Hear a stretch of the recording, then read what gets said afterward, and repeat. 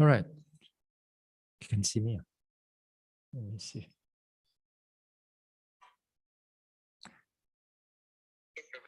Yeah, Benny. Okay, already. Okay, already. Can already. Can now. All right. Thanks. Bye. Okay. Let's see. Everybody on the online, we already done the chanting already. While we sort out all the technical issue. Yeah. So tonight, what we're going to do is will not have the time to do the guided meditation. We'll continue the guided meditation tomorrow night because tonight we have quite a number of questions. So we're going to proceed on to the Q&A. Okay? All right. Question.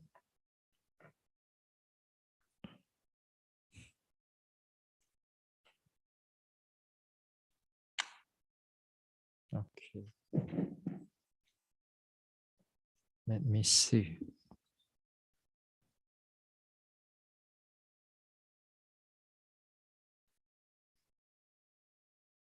Okay.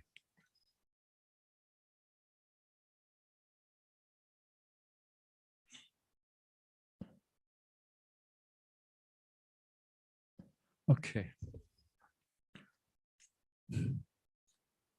Now there are some questions here, and we're going to go through it, and we'll slowly answer it.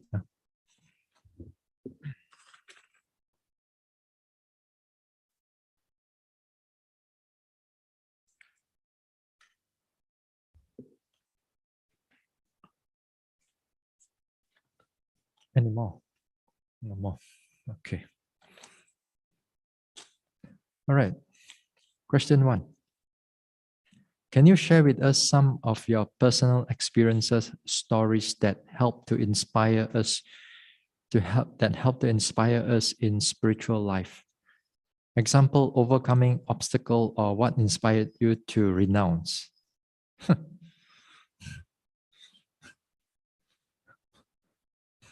Can you share with us some of your personal experiences, stories that help to inspire us in spiritual life?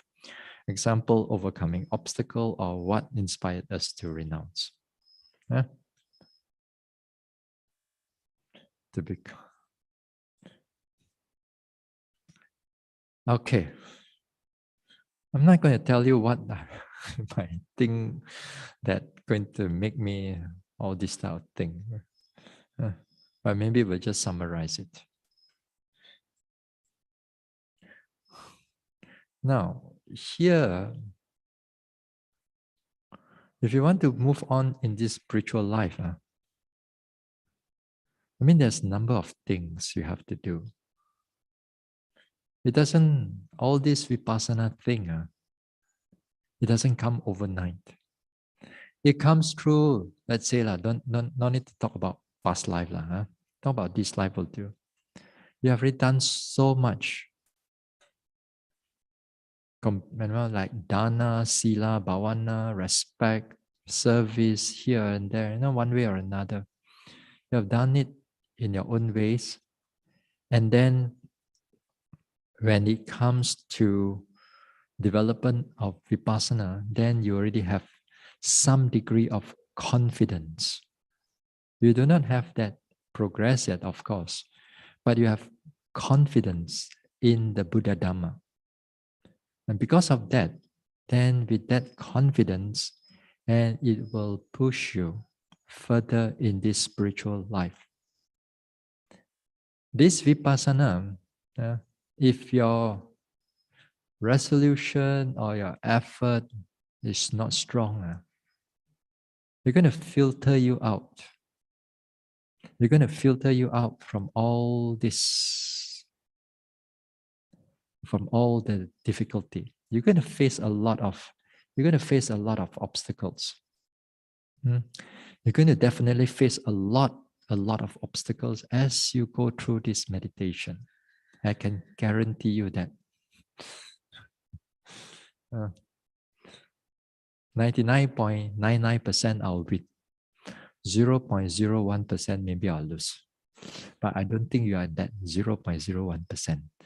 Because that 0.01% is those born with almost ripened already. Almost ripened. Their faculties, they meditate a little bit, not much of an obstacle, then enlighten. For us, no. For us, we have to struggle and we need to develop it. So we need all these things. Now,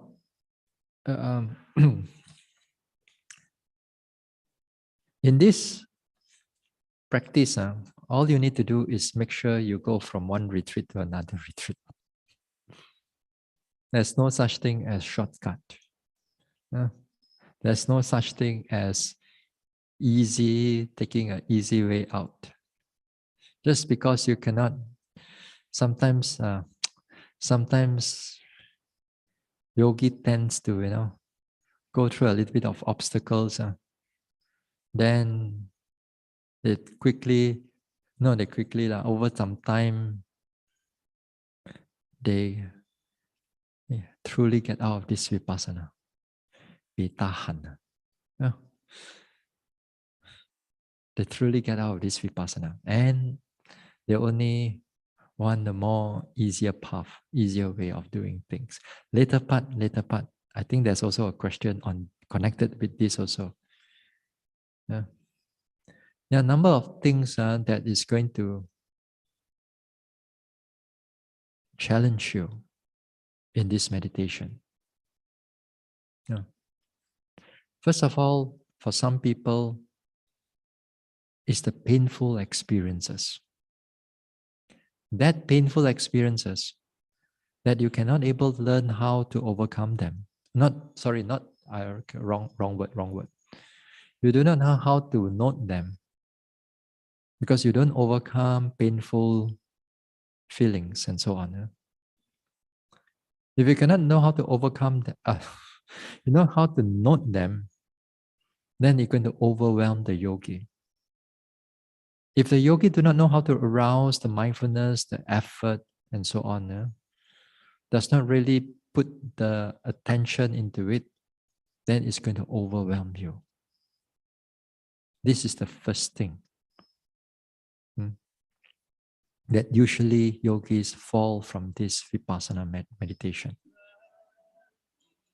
Second thing, somebody turn on the mic again. Okay. The second thing about these obstacles and vipassana is your mental hindrances. Greed or kamachanda, sensual desire. Then your ill will. Then your sloth and torpor. Then your restless mind and worry. Then the fifth one is your skeptical doubt. One of these, or two of these, or all of these will affect you one way or another. For some people, these hindrances is a very big thing. So big that they cannot meditate, they cannot settle down. Mentally, so much thinking cannot stop. So much of concepts, so much of thinking, after some time, they truly give up. No confidence in meditation, in vipassana. Perhaps also sometimes some people may have a lot of desire, sensual desire, lust and so on. The mind keep on thinking about everything, what they want to do, what they need, and what they do this and do that. Also very difficult. So a lot of these things, it will affect you. Now, if you're not strong enough, if you don't have the skills to overcome them, Because this one, you need to overcome them because they are hindrances, they are mental defilements. So the past number of talks, I said that even defilements has to be seen, has to be noted. Because when you note these defilements, these hindrances, the mindfulness arises. When the mindfulness arises, it brings about that clarity of the mind, that strength of the mind, and that mindfulness, that noting mind will overcome the hindrances. So you must able to do that. Another obstacle that you're going to find in the later part of your meditation is the spiritual faculties, the mental faculties, the mental state that is not balanced, and you do not know how to rebalance them. And also you do not know it is imbalanced in the first place. And this also comes again as you go into the deeper aspect of the practice. In the beginning of practice, all you need to do is make sure you arouse more mindfulness. But when you go into the deeper practice, as you progress on, then there are finer tuning in the mental states. That yesterday and the day before I talked about, when you pay attention to an object, it's not only just mindfulness is working. There's effort inside there. There's wisdom factor inside there that is scrutinizing the object. The effort is the one that is make all other objects to become active. There's also interest in noticing what is going on. There is also peacefulness or calm in a certain sense that your mind is not affected by strong thinking and so on, or other defilements. It's calm, it's clear. Your mind also at that time, also it has concentration inside it. That is to say, it can able to hold everything together so that wisdom can do its function of investigating. Then there's also equanimity, that the mind, that state of mind where all the mental factors are in an even state, in a balanced state. All of them functioning together. All of them functioning together. So when they function together, then it produces that noting mind, a clear, precise noting mind. But as you meditate further into the practice, this concentration, for example, or effort, for example, or even passaddhi, for example, it can become too much. When it becomes too much, it affects the yogi. Yogi is noticing.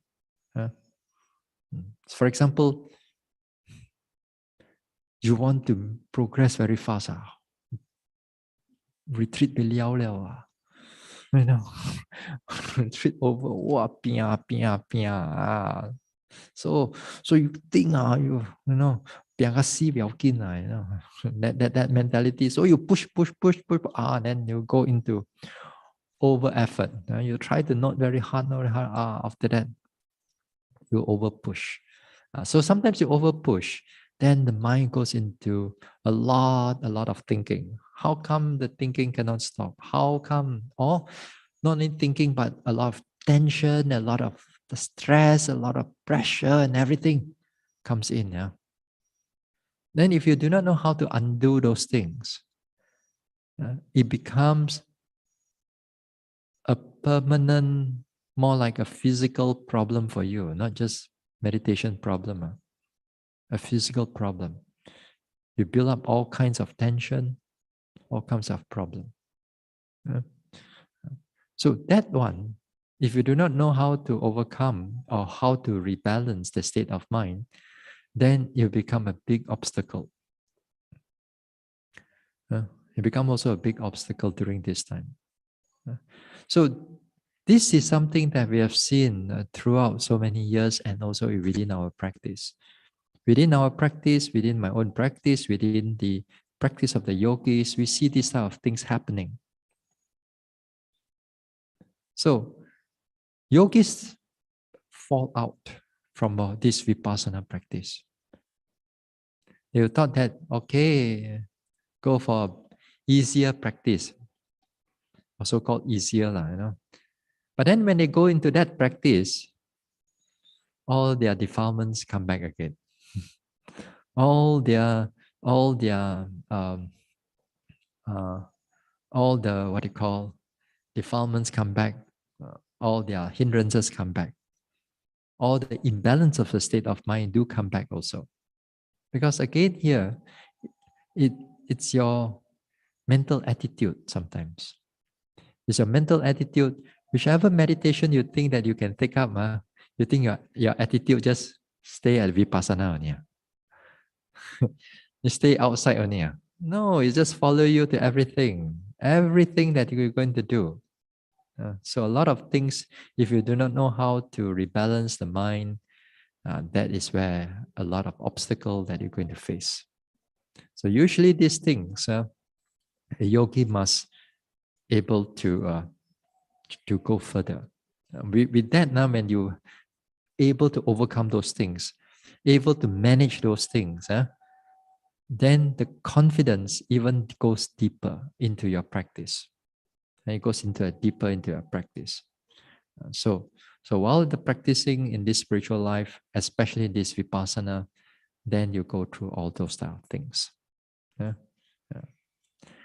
So being a monk or a nun, there's also only one thing actually, that if your mind is clear enough, it gives you the time to meditate.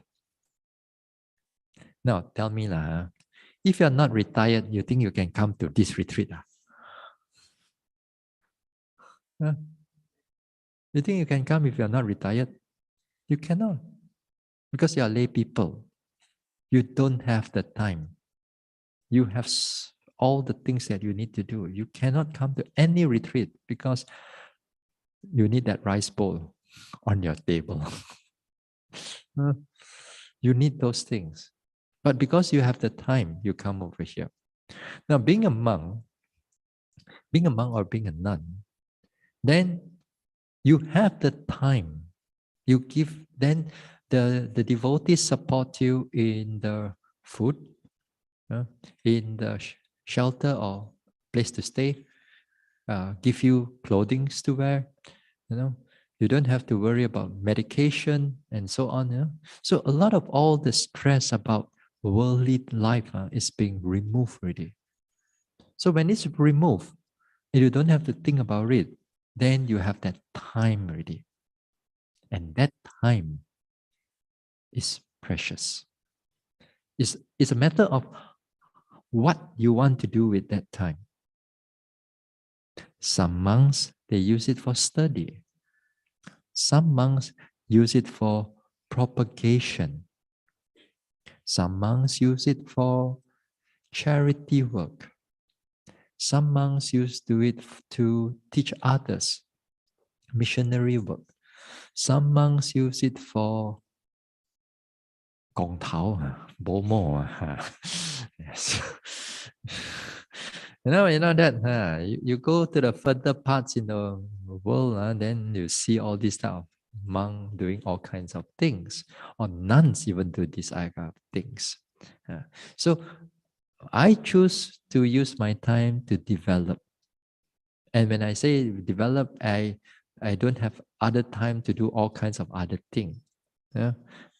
So when we do this type of thing, then it gives us the time. The time is so precious. So the problem is that when you have the time, you're already old already. You're already 55 plus already. Just like all of you inside here, also the same thing. Wait till you retire. Very few of you will have born with a golden spoon in the mouth. Your inheritance, akong, chokong, give you all your everything already. You don't have those things. Even you have those things, you don't have confidence to meditate or to develop the mind.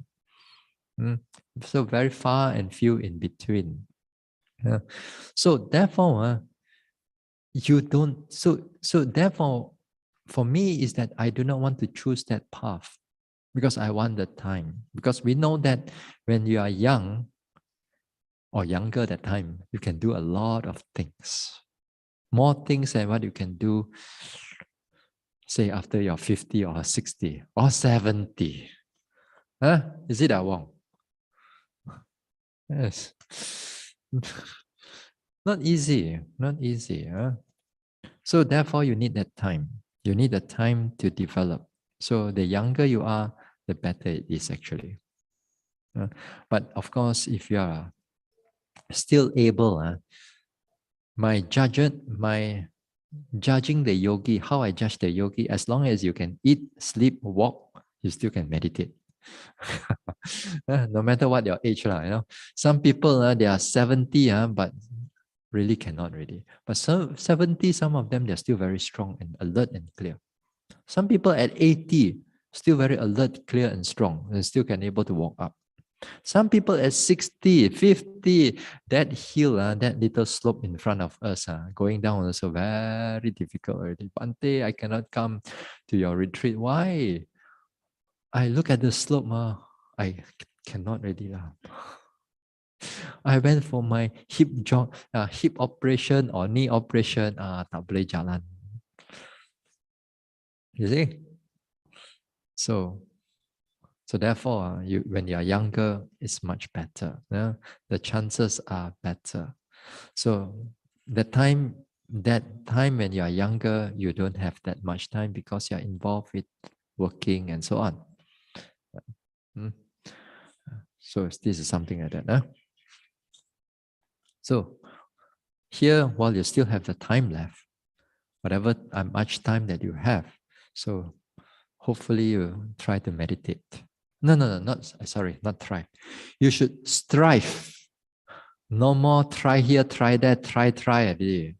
Try is enough time already. Try. It's a strive already this time. Yeah. Okay. Next question. Next question. Expectation to gain insights considered lobha or chanda or adhitthana. Lobha here is greed. Chanda here means desire to act, or adhitthana, determination. How to differentiate them? Expectation to gain insight. Considered lobha, chanda, or adhitthana. Of course, any form of expectation, whether wholesome or unwholesome, as long as you're not arahant yet, there's still craving there. There's still craving. But whether that craving is going to bring you down to hell or not, that's another thing. You crave for the sensual desire for the world, and of course that craving goes into strong greed and strong, sensual desire. Those things, yes, those things can lead you to further into the samsara. But there are also now like craving to do good also. There's still some craving there. But that craving does not lead you to unwholesome states, unwholesome rebirth. So while we are here, there's still a certain form of craving. But don't worry about that craving. We just put it aside, that craving. Don't worry about that craving.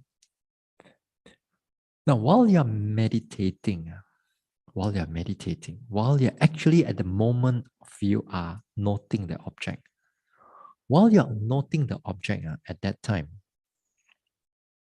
while you're noting the object, when there's mindfulness, the mindfulness protect or the mindfulness guard the mind to become default. So the craving is all put aside.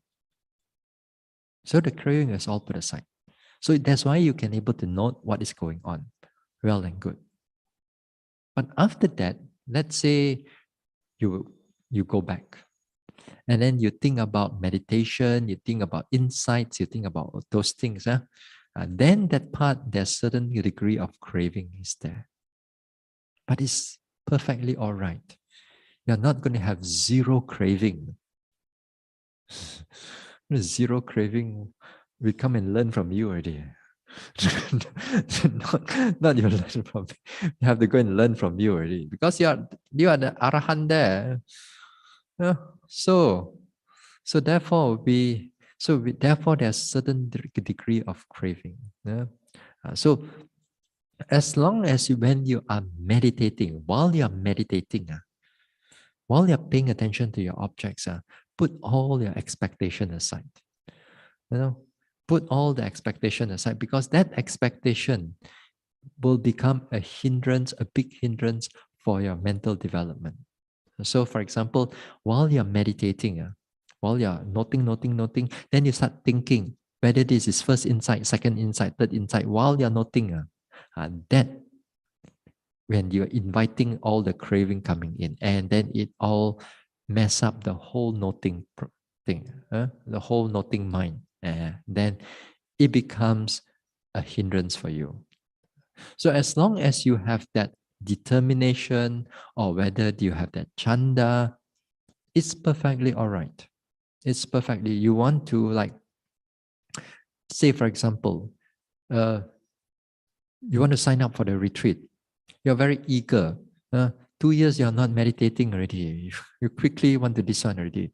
That time when you register, you 7:59, you get ready already. By 8 o'clock, you press the thing already. No, I know. Eager ma, chanda. It is something like that, There's the eagerness in there. There's the eagerness in there, which is perfectly all right. It's perfectly all right. It's better than you go out to do all kinds of wrong things in the world.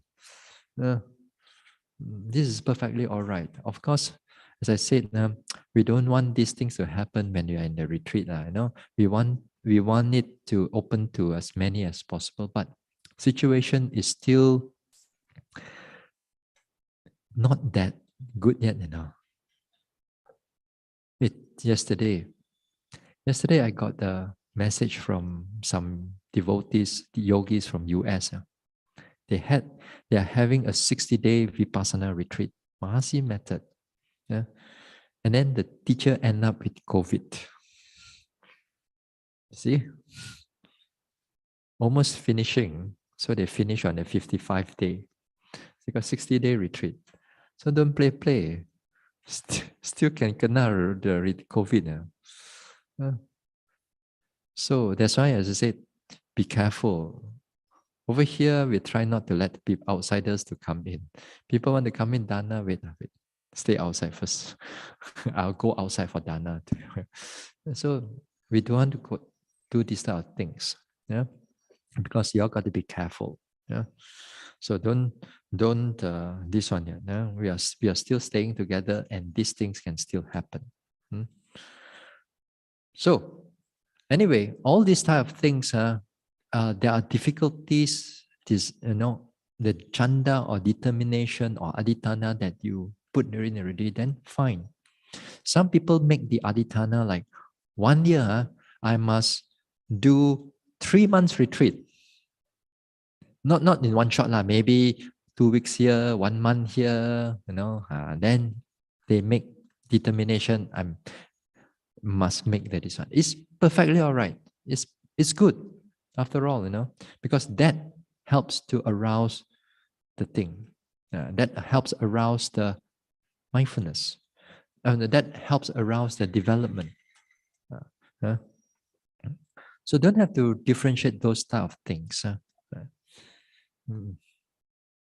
Maybe if you want to know about how to differentiate those things, these states of mind, it's quite a long talk, because it all, again, sometimes depending on your character, whether you are effort type of character, or whether you have that determination type of character, or whether you're thinking type of character, or whether you are analyzing type of character. Whichever character that is going to propel you further into progress. Each one of us have a different way of looking at it. But finally, if you develop in the vipassana, you come to the realization of nibbana when it's matured. Yeah? So there's expectation, as I said. There's always some expectation. Minor problem, those things. Next one.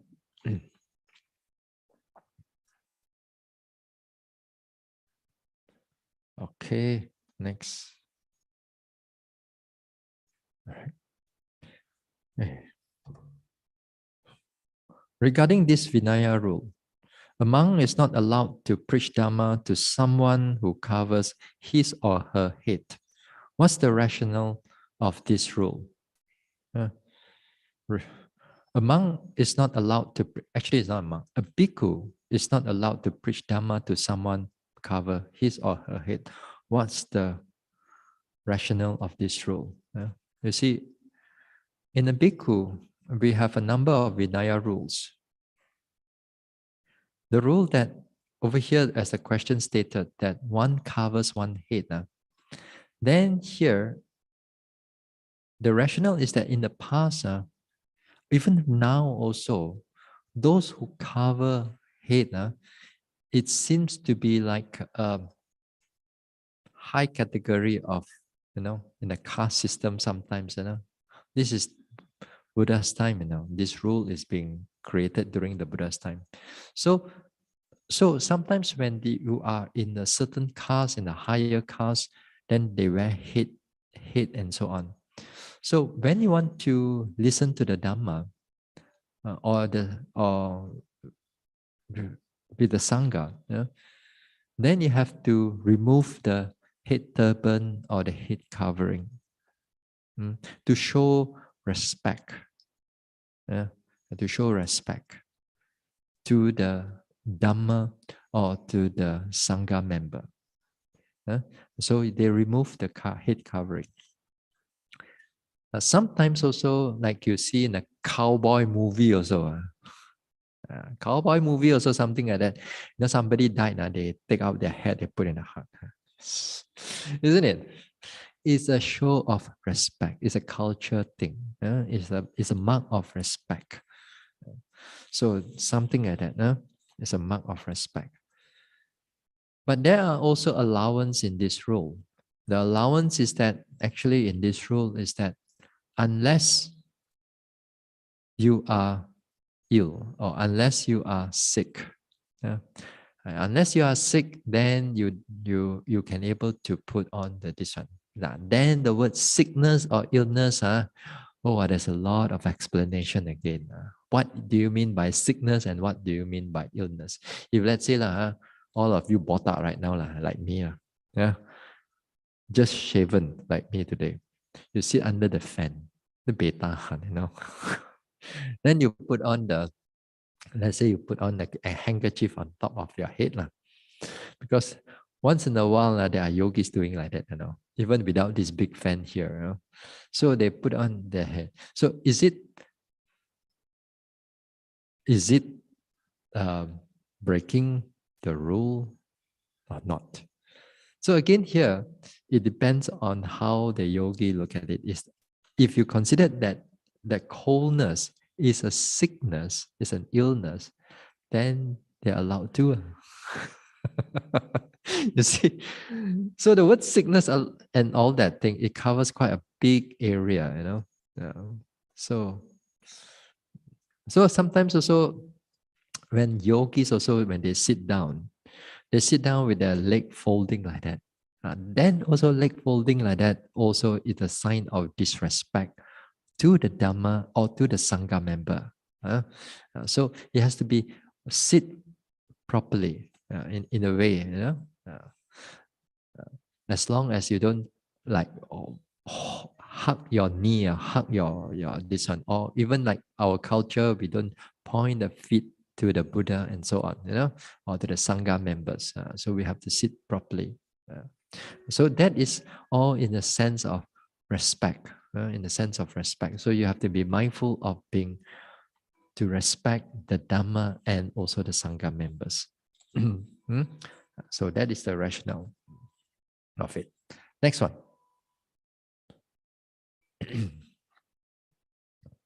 Hold on. Huh?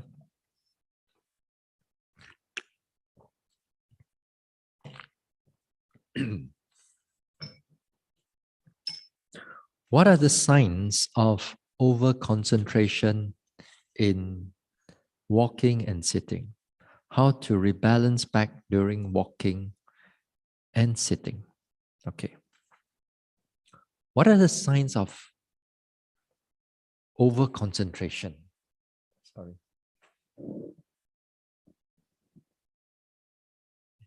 What are signs of over concentration? Huh?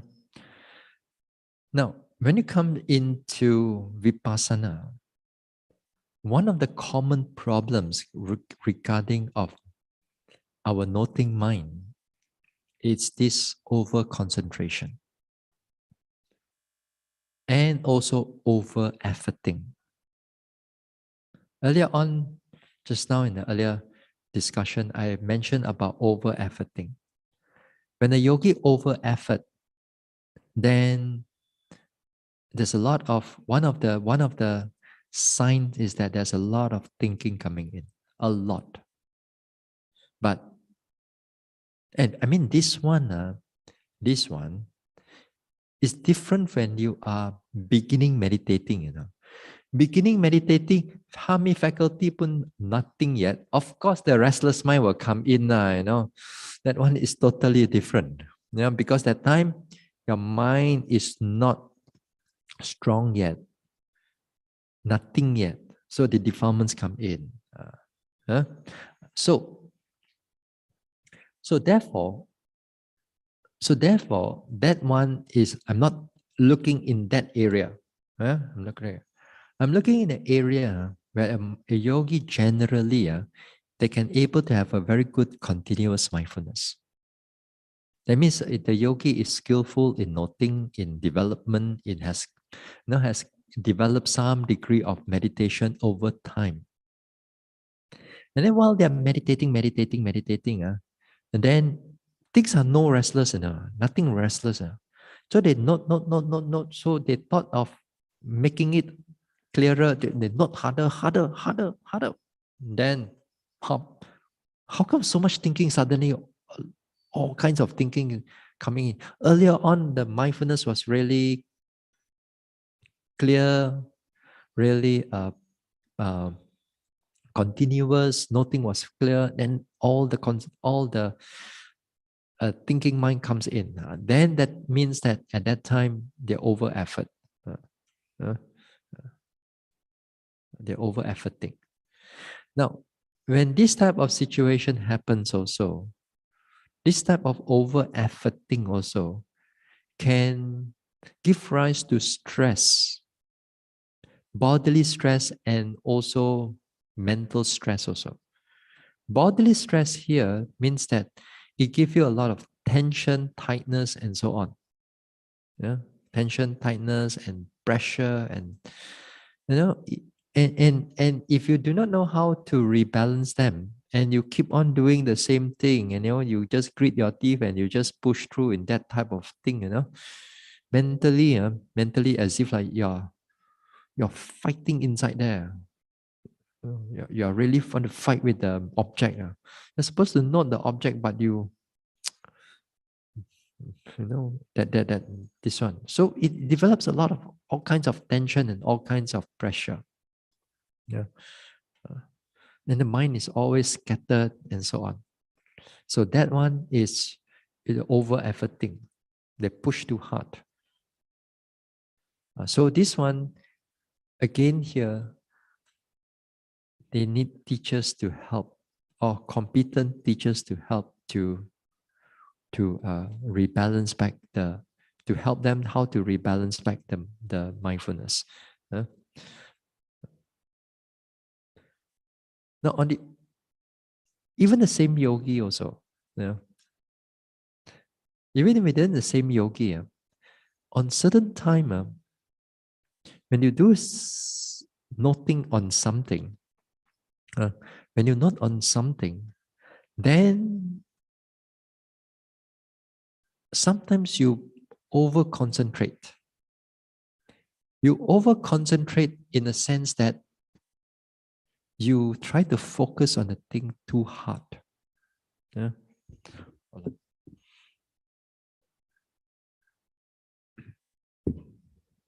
Now you over concentrate on certain things too hard. Take, for example, some yogis. Earlier on, I've mentioned that when you take up the rising and falling, the yogi only concerned about rising and falling only. Other object don't care at all.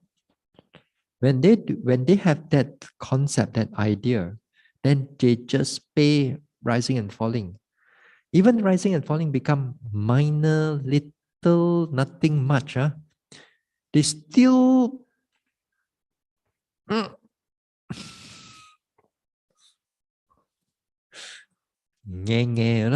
really hold on to it. No. Pain come, no. Thinking, no. Everything. So every time they do like that. So with this type of yogi, they over concentrate on a single object and they pressure upon it. With that, the mind goes into a lot of over concentration. Mindfulness was not able to catch up already. And when that happened, because the yogi thought that this is the right way, they repeat it again and again and again and again and again and again and again, retreat after retreat after the retreat. Then it goes into over concentration and it becomes a permanent thing. Oh no, it's going to have a long-term consequences. Long-term consequences because of that. I've seen a number of yogis, even number of fellow yogis. When I'm meditating, also I met with this type of yogis. When I teach also, I see once in a while this type of yogis happen.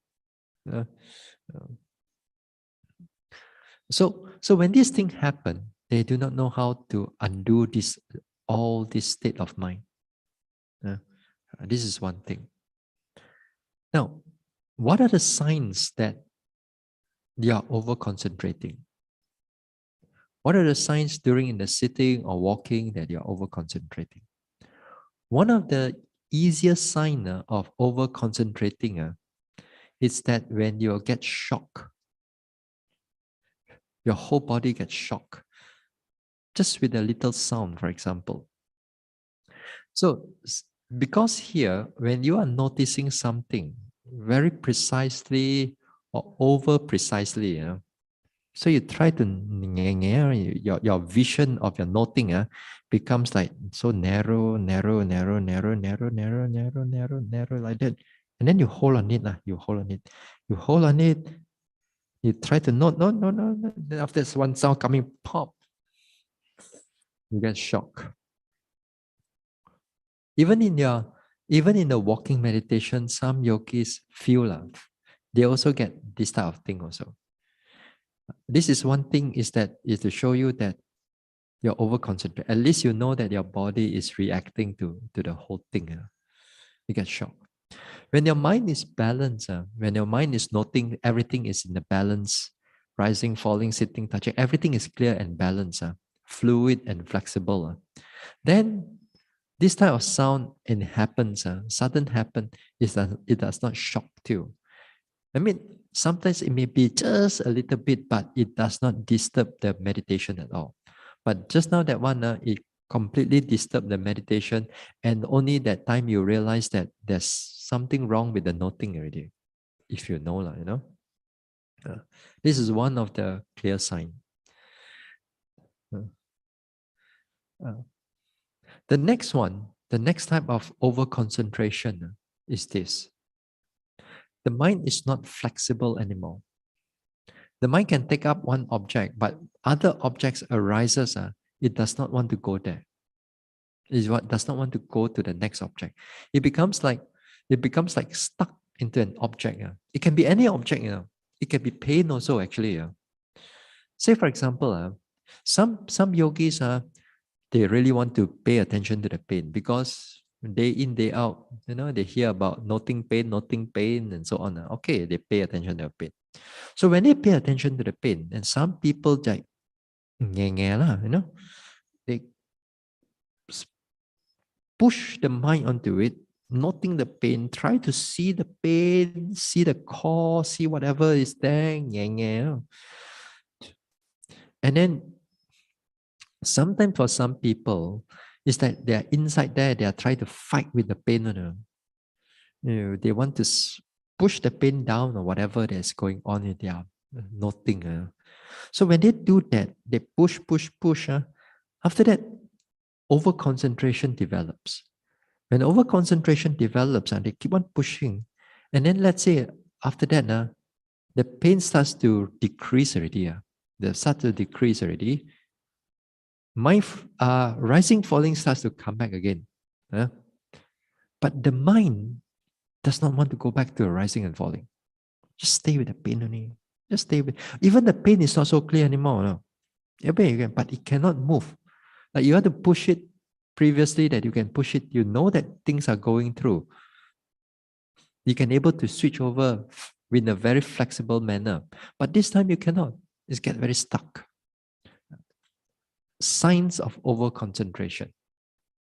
These are preliminary signs of over concentration. And this is good because if you're able to catch those signs, you can overcome it quite fast.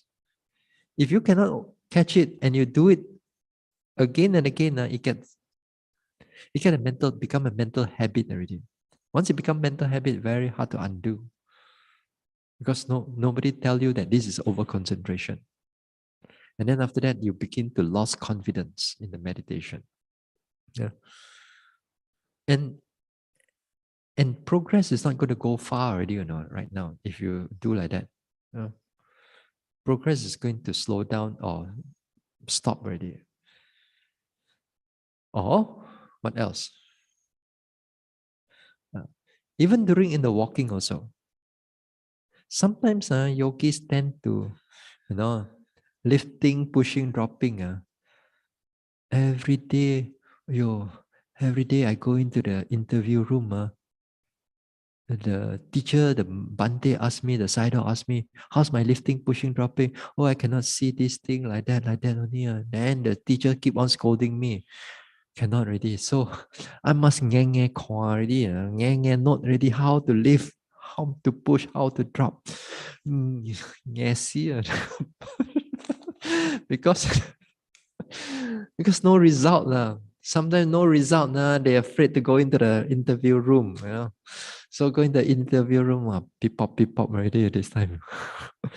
So before that, they try very hard. They try not. So they try very hard, and then here is where over concentration can come in, could able to come in. And when it come in, then you try so hard until you over concentrated, and then the mind becomes stuck there. Now, if you do that, even there's no interview, even sometimes you overdoing it. You try to move from that lifting, pushing, dropping. You try to move your attention to elsewhere of the body. See whether the mind is still flexible enough to notice other parts of the body. If the mind is not flexible and the mind is stuck there, that means there's a over concentration. It's coming in already. It's a sign of an over concentration coming in. Preliminary, but it's not that strong yet. All you need to do is just change the speed on here.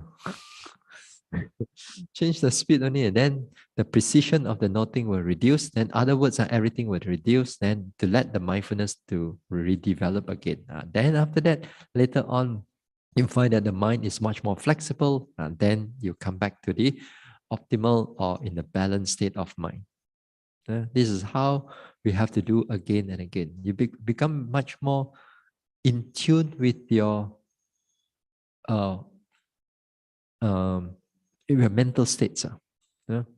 very in tune with your mental states. Now, there are also signs of over concentration when it develops after for some time. It develops into sometimes, Reverend Sujiva used to call it stone in the head syndrome.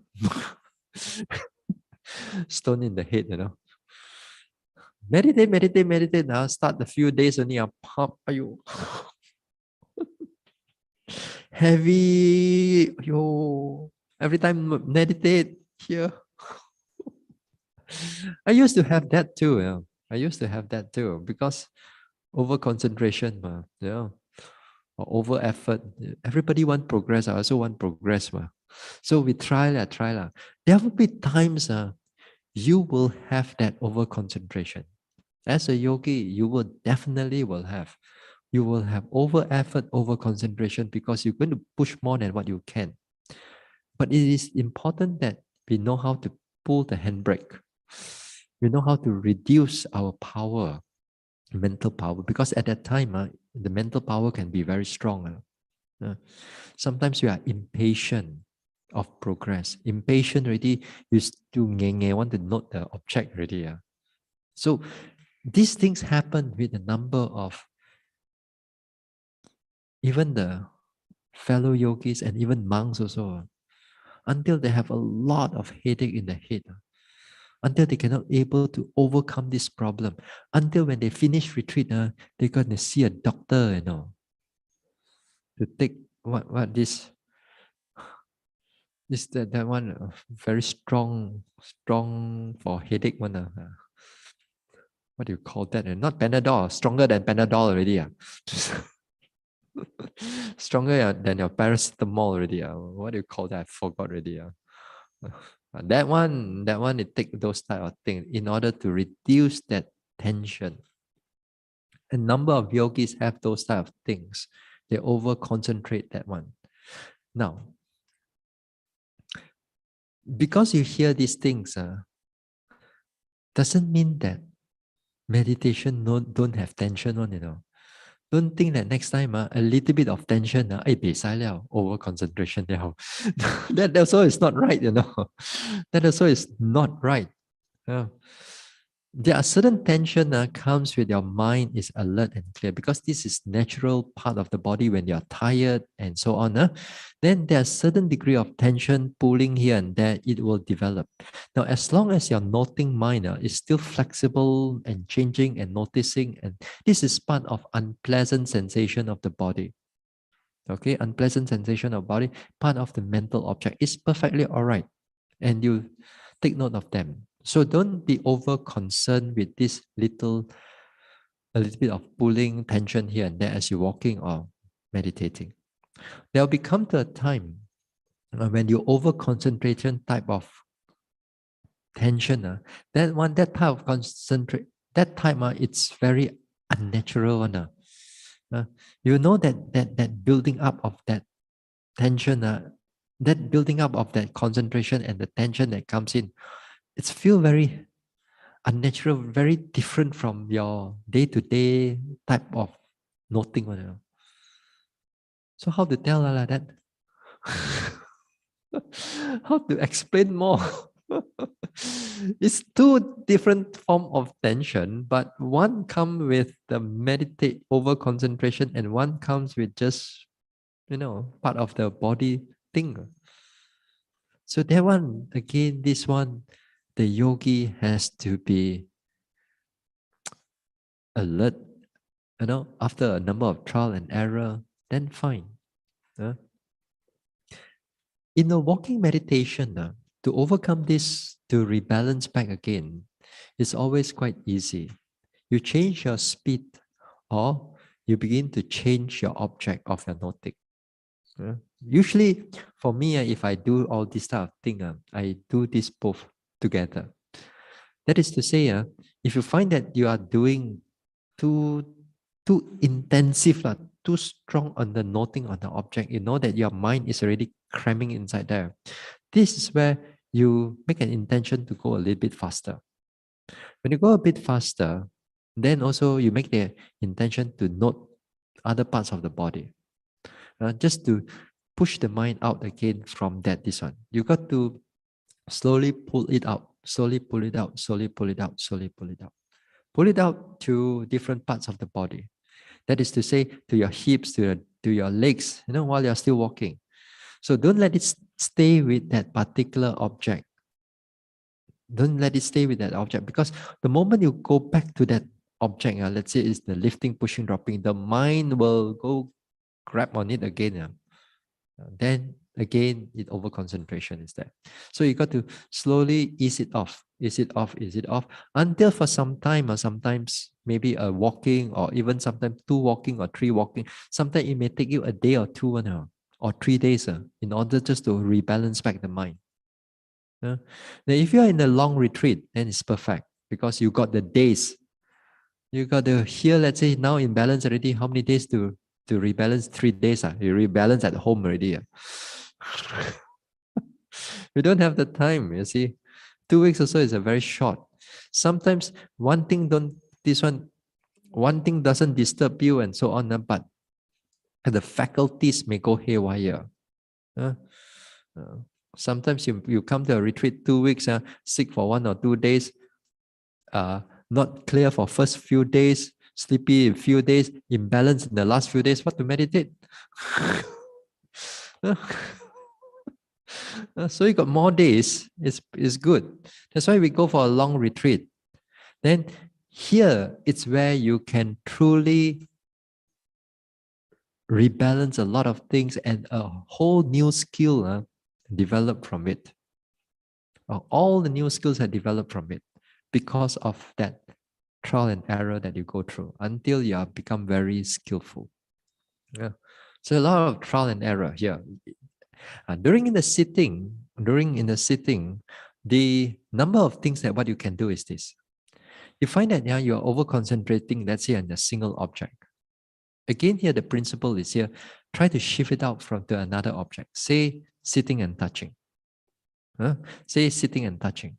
Now you go to the sitting and touching, try to move the noting mind around. Say for example, sitting, you got the hands, you got the buttock. You note a few times, 2 or 3 times. Because you cannot stay at one place for too long this time.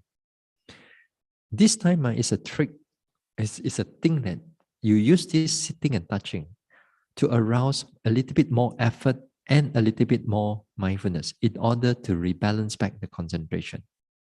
Now, in order for you to do that, when you note a touching aspect of the thing over here, let's say, you just note it 2 or 3 times, touching. While you're labeling at that time, noting it, you also pick up just one characteristic will do. Hot. The moment you can able to pick up that one characteristic, which is, let's say, hot, you must move to the next object already. You move to the next object, you notice the buttock. Touching, sitting. While you're noticing it, you must quickly pick up an object already. That means, let's say a pressure is there. When you notice a pressure, then you must quickly move to the next object. You move to the next object, you pick up a sensation, then you move back to this one again. Here, the reason is that we do this is because we don't want the mind to stay too long onto the object. If you stay too long, what happens? Over concentration again. No, you just keep it moving around. Sometimes you move clockwise or anti-clockwise. Sometimes you change of other objects within the sitting and touching. Say, for example, you take the whole body sitting. You take the whole body sitting, you take notice just to divert out the mind from that in earlier object that you get connected to, over concentrated to. Now, big object, wide object also is good for over concentration. A wide object. A wide object means, let's say, you are over concentrating in your sitting meditation. Then, first of all, you can bring it back to a whole body sitting. Whole body sitting. You don't worry about effort and so on. Just sweep it around. Push the mind out from that object and just sweep it through a few times. Sweep it through, sweep it through. Just make sure that the noting mind is not static. The noting mind has to be moving, like from the top of the head going down, going up, going down. Sweep it for a number of times. Yeah? Some people want to sweep it from the top of the head down to the buttock. Again, from top of the head down to the buttock. Some people from the buttock up to the head. Yeah? Up to you. As long as you take a white object, it is good. Yeah? Or sometimes some people take an external object, hearing, smelling, just for a while, just to divert the mind out from the when you're over concentrated type of object. Now, if these things doesn't work, let's say during the sitting, then we get up to do the walking. We get up to do the walking. This time you do more of a right step, left step. Take the whole body as an object again, because sometimes the over concentration can be very strong for some people. They know that they are over concentration, but they must know that how to able to overcome those things. So it is good if you know the skill. So you take up the walking meditation for a while, then after that you go back to sitting. So there's a number of things that we can do. Of course, we are not able to cover this within a Q&A session. This type of talks also, sometimes I gave it in Dharma talks, especially in the faculties, somewhere in some retreats here and there. Then we can talk about those things a lot. Finally, over all this type of imbalance, finally, over the years, what I did is that I look back for mindfulness again. I don't go and try to arouse the effort or do this, just being aware, just being in the present. And I know that mindfulness is not enough. And I know when the mindfulness is not enough, then after that, when the mindfulness comes in, everything gao dim. No need go and think of how much effort should I arouse? Is it enough or not? Is it this or is it that? If you know the characteristic of mindfulness, you know how to bring it back. Once the mindfulness, everything come back, everything, let's say, that mindfulness will re-even everything back again. So, like that, no? Say it's easier. You try to do it and see. It's all about skill only, actually. It's all about trying here, trying there, try. Finally, also break through, but in the beginning part, there's a lot of knocking on the wall. All right. Let's go to the next question. Now, some teachers emphasize noting sensation in the body. Is there any special method to do it, or is it the same as noting sitting and touching? Can Bhante explain further? Some teachers emphasize noting sensation in the body. Is there a special method to do it, or is it the same as sitting and touching? Now, noticing the sensation of the body, well, I think, my opinion is that some method of meditation, they're emphasizing on the sensation of the body. And when they say the sensation of the body, they go through from the top of the head, small part, they go through, throughout the head and so on, from the head, then they go to the face go to the neck go to the body go to the hand, leg, everything, part by part they go through sensation of the body. Now, here, this is not what I recommend for yogis to do. One of the things is that when you take up an object, which is a right object right now, it's not a wrong object, it's a right object, body object. But the second thing you have to consider, is it a prominent object? If it's not a prominent object, you should not just go through just because that you move from one object to another, one part of the body to another part of the body. Now, so let's say sometimes if you start off with a part of the body, let's say the top of the head. If you start off with top of the head, let's say there's sensation, that it's a clear sensation, then it's a correct object. because that time mindfulness will come in. Because the proximate cause for mindfulness to come in is the prominency of an object. Yeah? So if you don't have that prominency of the object, mindfulness does not come in, even you take up the right object. So if you move, let's say you move from the other parts of the body, then other parts of the body is not a prominent object.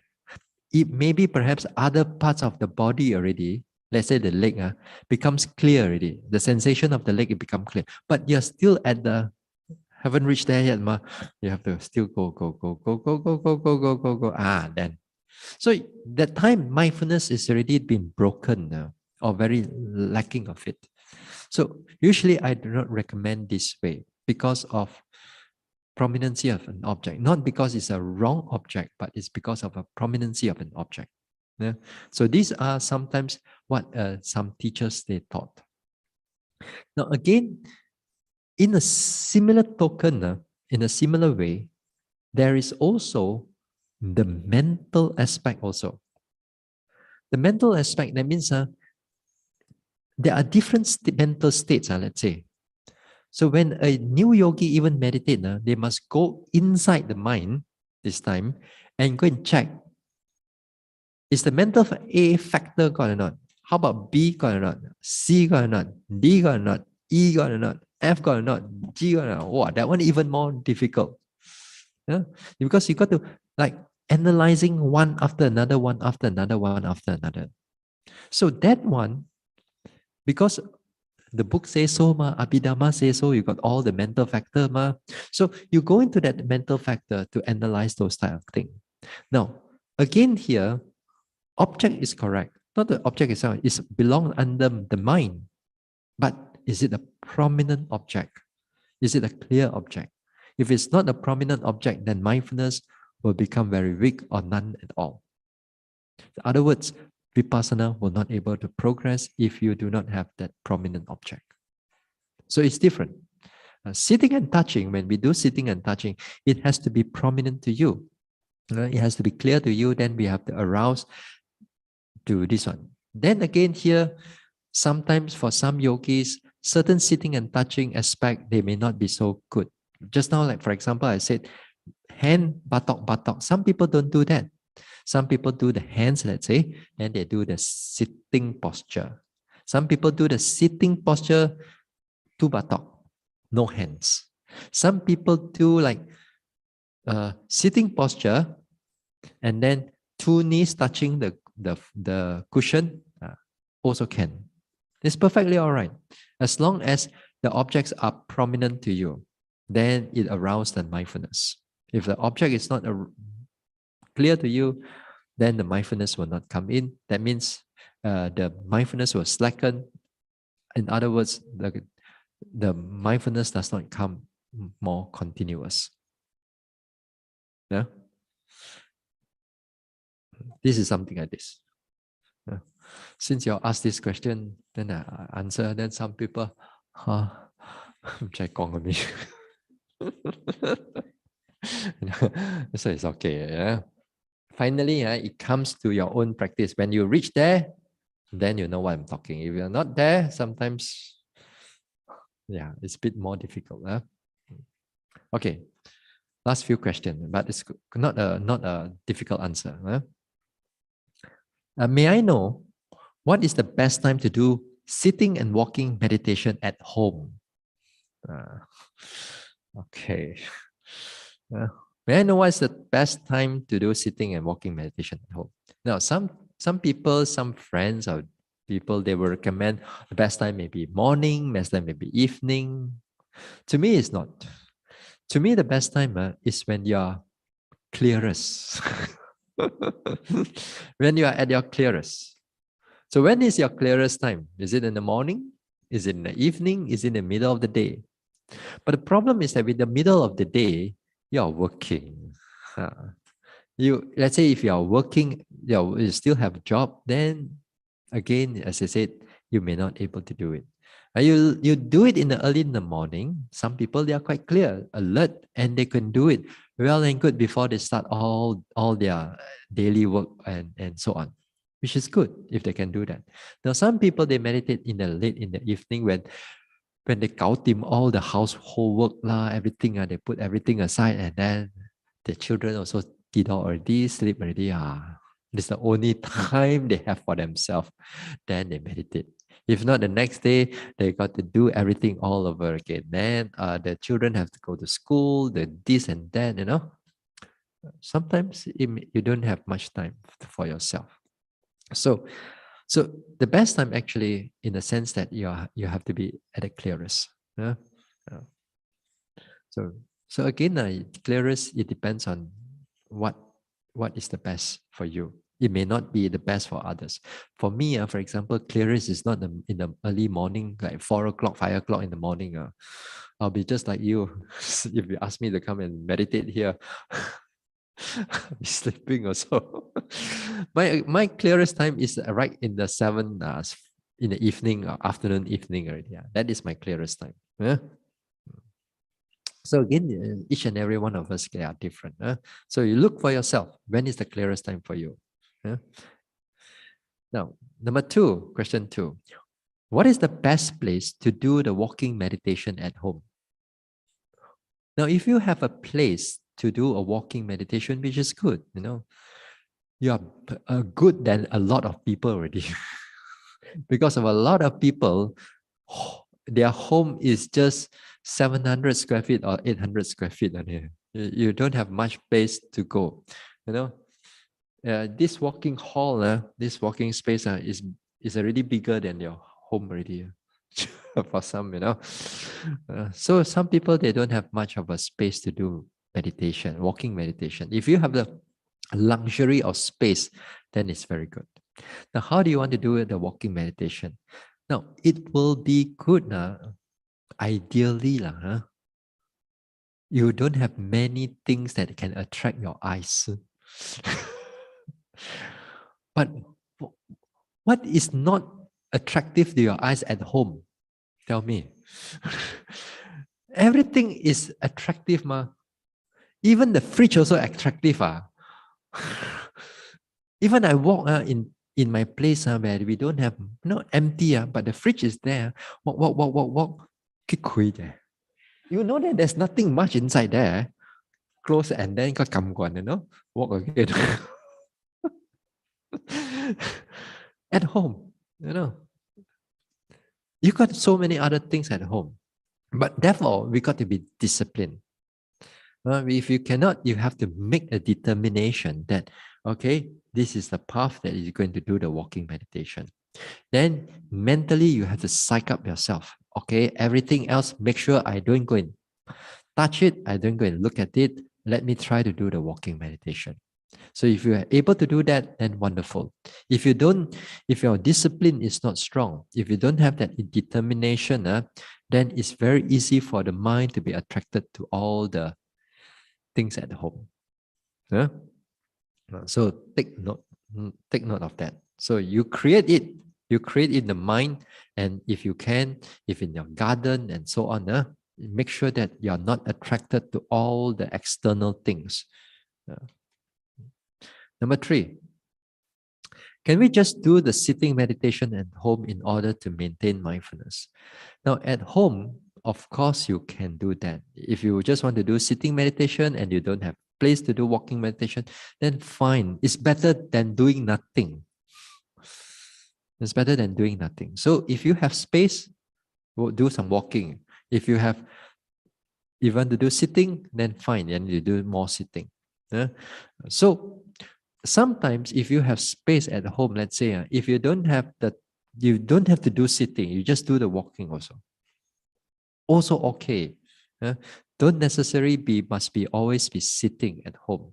Sometimes if you got space, then do. If you no space, then, well, do some walking. And some yogis that I known of, they do standing meditation before they sit because they got no space to walk. So they're not standing, sending all the sensation also. They can do that. And also it's good because it stirs up some development, some mindfulness first before you go into the sitting. So yes, of course, in the sitting at home, Don't expect that it's going to be as good as when you are in the retreat. 2 years, you've seen it for yourself. How much can you do? Uh, how much can you do? You cannot do that much compared to when you are in the retreat.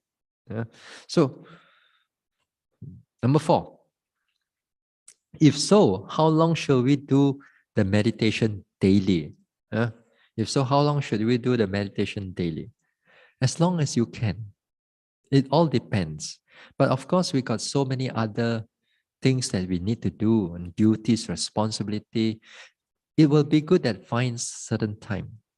Now, when you say about time, what is important is the habit. Habit to meditate every day, but not the time. But if you can include the time, that is wonderful. But not many of us may have the time. But it will be good to meditate every day. Here means every day. You can do it like 15 minutes, half an hour, 1 hour, 2 hours, up to you if you have the time. But do it every day. Some days you are more free, do it longer. Some days you have a traveling here and there, a lot of things coming up, still do it, but do it shorter. Just make it a habit to meditate. Because with that habit, next time you come to a retreat, you are quite, at least there's a base you can develop from. At least there's something for you to develop from. If you don't meditate at home, and then after 2 years or 3 years don't meditate, then you're going to come to a retreat. Very rusty already, So something like that. Make sure you meditate every day, long or short. Okay, this is about all in the Q&A. All right, tomorrow we still have a talk. Tomorrow is the night, so we continue with that. We continue with the talk for tomorrow night. Okay, we share merits.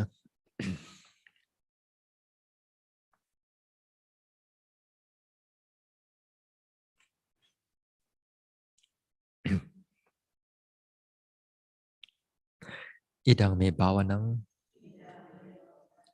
nibbanasa pachayo hotu. May my mental cultivation be a condition for the realization of Nibbana. Imang no punya bagang sabba satanang dema. We share these merits with our departed ones, with all beings and all the devas. Sabbe satta sukhi hontu anumodantu.